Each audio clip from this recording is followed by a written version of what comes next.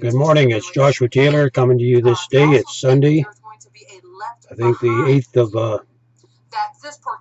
January 2017 already.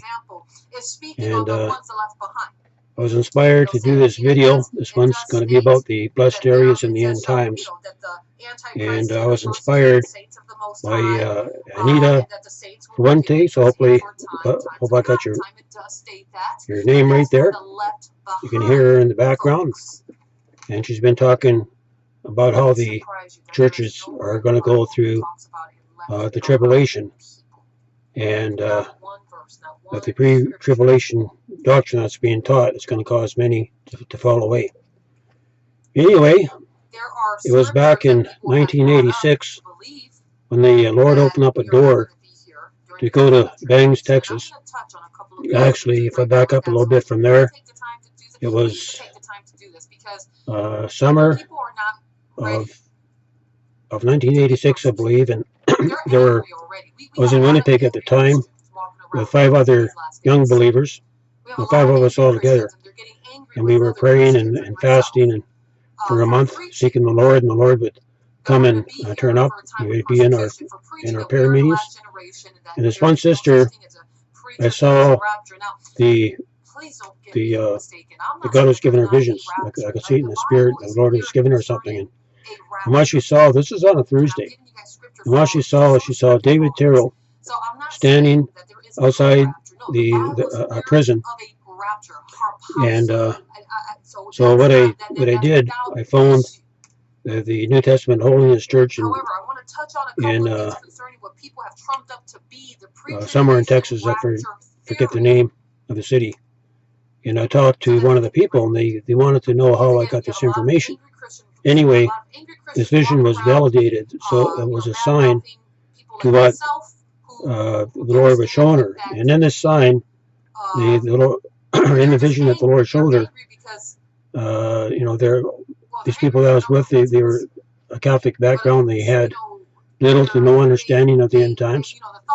And what the Lord showed her, this sister, she saw the Middle East war, I believe the Psalms 83 war. This was even before Desert Storm happened for the first time. The United States was involved, and it escalated to land, air, and sea. And she saw 3 missiles that were fired across Israeli airspace, and this caused Israel to retaliate, and within about 10-15 minutes the city of Damascus was destroyed, and that caused all the United Nations to be involved in the Middle East war, and it was escalating to go global. And it was at this time the sister saw a man that stood up and brought peace to the Middle East. And we all know who that is. That, before the Antichrist sets up, that the stage must be set. A war must come forth and all that for him to take the scene and come forth as a man of peace to bring in this final peace treaty. So we're very close to that time. Even as we speak, there's 70 nations that have turned apart from Israel. Israel's not included in these 70 nations to divide Israel. So we're very close. If this comes to pass, we can see the ripping in half of America. God will judge America and Canada. But anyway, getting back to 1986, we're having this. The 5 of us were together in prayer and fasting, and at the time I built the cross, and we would go downtown Winnipeg when the Spirit of the Lord would lead us. And toward the end, what happened, we all got busted and arrested for putting up posters and getting this information out. The whole downtown core of Winnipeg was, they put us out of business, so to speak. And it was basically the Christian churches there, is what we were preaching. We were preaching that the Antichrist is going to rise up and stuff like that. So they didn't like it. So they had the cops arrest us. So that broke up this little group, and ended up going to Uppsala, Ontario. And I met with the Sam Fife community. This is my second trip there, and it was there that John Marshall, he and his wife and family, they were in community for 14 years, raised kids, and he asked me if I would travel down to Benton, Missouri, to help them to get a home started. And so the Lord opened up a door to get there that coming spring. My obligations were released, and I hitchhiked to Bangs, Texas. And I remember when I got there, it was just getting dark. And remember I walked into the Holiness Tabernacle, and you could just feel the power of God. The presence of God was, throughout the tabernacle. And our brother Barron was preaching and giving forth a prophetic word. And so that's what I walked in on. And so I sat down, and this one brother by the name of Claude Johnson, he gave me a place to stay that night. And so I ended up staying there for several months.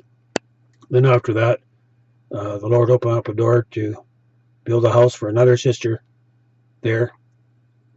And she was a song mother for the soldier boys in Vietnam. And her name was Hazel Holmes. And that was exactly where the Lord gave me the 7 visions of the total destruction of the West Coast. But while staying under David Terrell's ministry for about a year, maybe a little more at the time, I had the opportunity to listen to many hundreds of visions and prophecies. And what really caught my attention was what the Lord gave to Brother Terrell back in the early part of his ministry, called blessed areas. And what the Lord showed him, he showed him large tracts of land, like 40 by 75 miles, large tracts of land. He's seen 7 of these, what the Lord calls mother communities across America. And the Lord told him to take those tapes and bury them, and when the time was right, these tapes would be brought forth, and these places of refuge or blessed areas would be built. So that's what I like to speak on, blessed areas for the end of times that we're coming into. And all the signs are pointing to great persecution coming in America and Canada.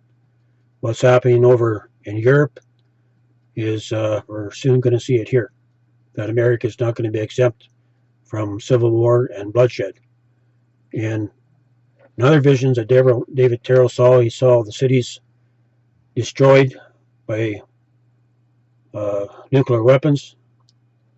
They were made desolate. He saw people trying to escape the inner cities, the cities across America, and the majority did not make it out. And they were trying to get to these places of light, these blessed areas, places of refuge. And as far as I understand, the times that we're coming into, there will be 3 classifications of believers. There are going to be those who will compromise your faith when ISIS begins to rise up and take their big swords and break into your homes and threaten your family and all that. They're going to force people to recant. They're going to break in to houses, they're going to break into churches, and they're going to force true believers to renounce Jesus Christ. And so this is the great falling away that Anita Fuentes was saying. And so we have this one group of people, believers that are believers right now, but when hard times come, that when they're tested, they're not going to stand the test, and they will trade their safety, trade their security in the Lord for safety, and God will remove their name out of the book of life. Those who give up, who compromise, they will never be saved. They lose their salvation.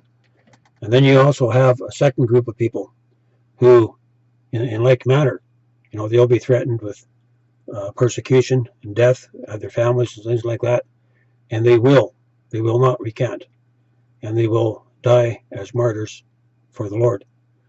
But also, there's a third group of people in all this, and these are the people that rise to a greater level of faith. They come into the rest of God. We're at the time now that the Lord is opening up the door to enter into his rest. And these are the righteous of the Lord. And God has promised in his word that he will preserve the righteous in the end days. And so this is what these blessed areas, places of refuge, are about. There'll be habitations of the Lord. There'll be full open heavens. And to the enemy, that they will be invisible, that the enemy cannot touch these places. And as from there, that the enemy will be engaged from these places. That's one of the main reasons that God's going to build these places. It's spoken of in Revelations 12:5. We're coming close to that time, this coming September, where the sign of the woman clothed with the sun, standing on the moon, that constellation will come into fruition with a dragon before her. That's being the Nibiru constellation that's coming in, right? And so we're going to see the ushering in of these 1260 days, which is going to be a time of persecution, and there'll be a time during this time that God's going to seal his servants. He's going to seal those who are his, those who have entered into the rest of the Lord, that their salvation cannot be taken away. They're sealed. They'll be with the Lord when they die.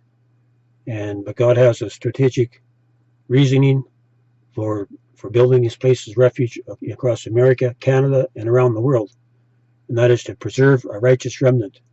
So when the last trumpet sounds, there's going to be a people of faith who will be translated and be raised up in the end time. So the tribulation is to purify God's believers, and the bride must be purified and made white before the Lord can come back and raise her to himself.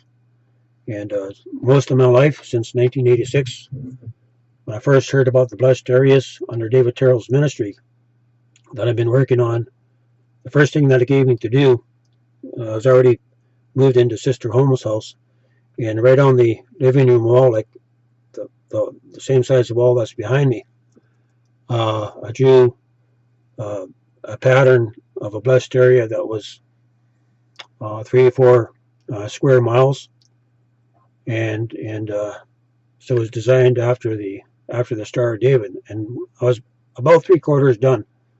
And at the time I would do writing and things like that. I would write out a lot of prophetic poetry, and I knew that this design had a name. I knew that it was Project something, and the Lord gave me the first 2 letters, being D and A. That stands for David and approach. And I asked the Lord for the rest of the word, and he said, go take the dictionary and look it up. So within about 10 minutes, 15 minutes, the word David came up, and it stands for a diversified approach visualizing isometric dwelling. So since that time, I've been developing many constructs of using this form of geometry, and of recent, in the past year, I've developed a portable building system using the hexayear design, which is like a 6-sided building, and it has a 6-sided dome on top, something that can be extended out, and the system is fully portable. And so there's going to be a time where maybe under President Trump's time in office, I believe that he's going to open up the doors to build these places of refuge. He's going to say, okay, it's all right to do this, right? It'd be something that be in direct contrast to these ISIS camps, that God's going to use them to bring forth his will to pass. Okay, I'm going to cut it off here at this 15-minute mark.